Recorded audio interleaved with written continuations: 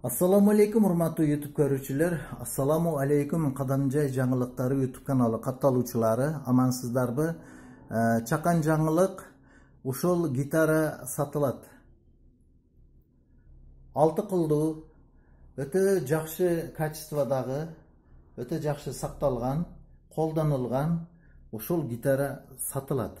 Гитара сүйүүчүлөр болсо, мынау Орозбек Кадамжай шаарында Орозбек көчөсү Байтүшүн банк Барбол кондитердик фирмасы магазининин жогору жактагы ремонт обуви бут кийим тигүүчү ишканага келсеңиздер болот. Ушул жерде ушул гитара сатылат экен. Айтылыш баасы 4000 сом экен, келишим баада экен. Мынакей. Кылдары баары бүтүн, настройкасы жакшы. Соонун гитара экен.